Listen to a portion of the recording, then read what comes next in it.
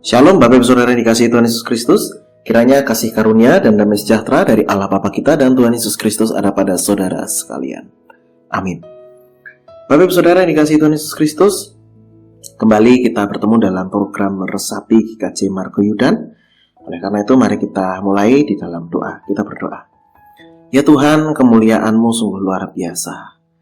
Kemahakuasaan-Mu dapat kami rasakan setiap harinya, sehingga kami merasa aman, merasa beruntung memiliki Tuhan Allah yang Maha Kuasa, memiliki Tuhan Allah yang sungguh mulia.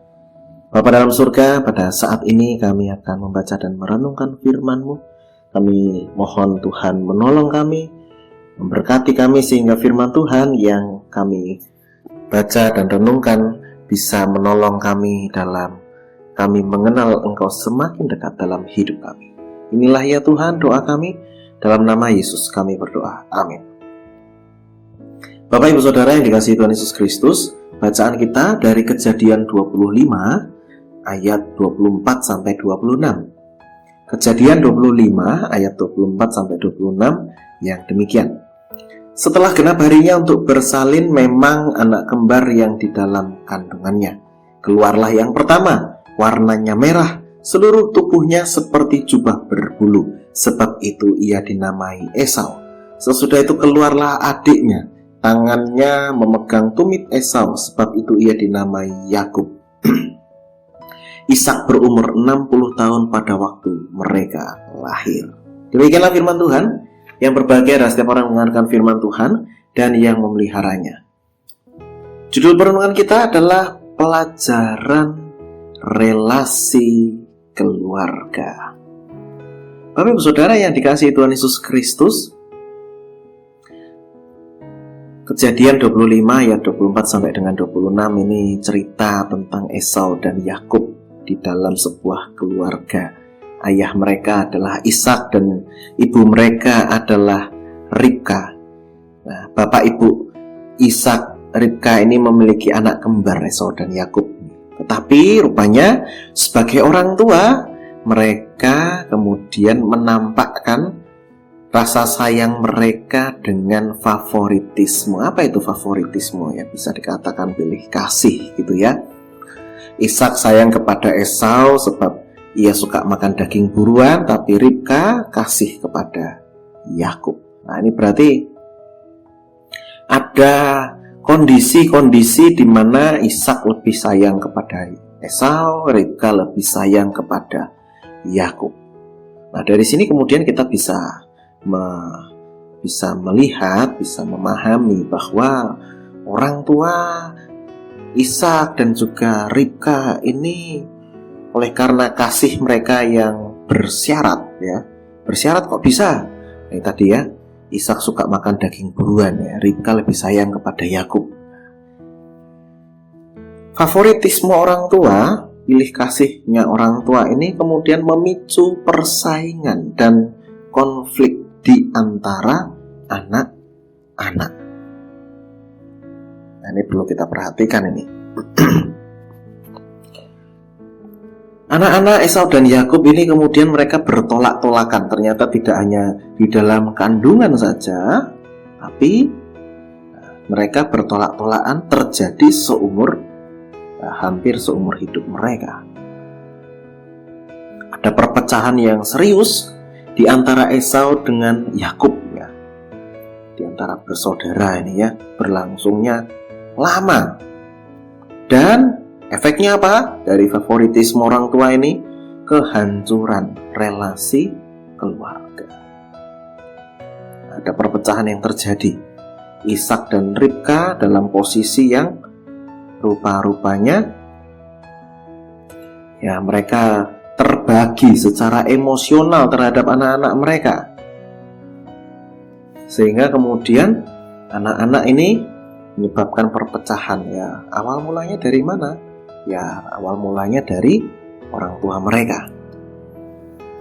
Efeknya apa? Ya, selain kehancuran, konflik, dan juga ada lagi karakter yang tidak seimbang di dalam hidup anak-anak.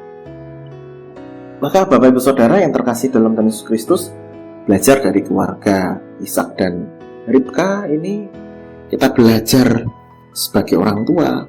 Nah, ini pas lagi di bulan keluarga ya, belajar sebagai orang tua.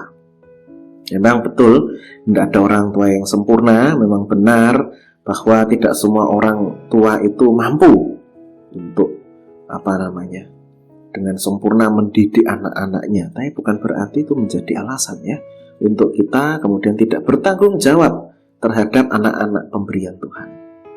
Nah, dalam hal ini kita perlu bisa memeriksa diri kita, mawas diri. Bagaimana peran kita sebagai orang tua kepada anak-anak? Apakah kita sebagai orang tua memicu konflik di antara anak-anak? Ataukah kita sebagai orang tua memicu kehancuran di dalam keluarga? Apakah kita sebagai orang tua kemudian karena peran yang begitu kurang membuat karakter anak-anak di dalam keluarga menjadi tidak seimbang? Nah, ini adalah waktu yang baik bagi kita sebagai orang tua untuk berbenah, untuk kemudian mengarahkan diri pada peran-peran yang tepat sebagai orang tua di dalam keluarga. Ibu, bapak, saudari-saudara yang terkasih dalam Tuhan Yesus Kristus, maka sebagai orang tua kita perlu bisa adil dalam cinta kasih,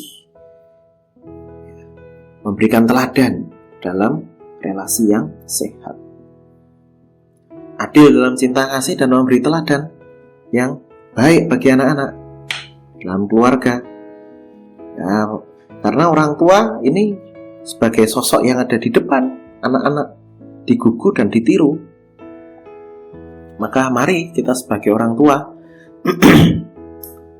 kita mengupayakan supaya adil dalam bercinta kasih dalam keluarga, tidak favorit-favorit terhadap anak ini, anak yang itu, jangan ya.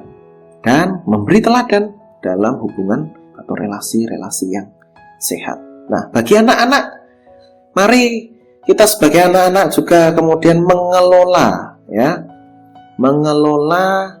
dan juga menata hati supaya tidak iri hati.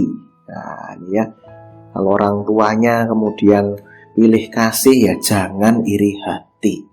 Belajar dari keluarganya Ishak dan Ribka ini, Esau dan Yakub ini ya, bisa menata hati supaya tidak iri hati dan menahan diri untuk berkompetisi dengan saudara.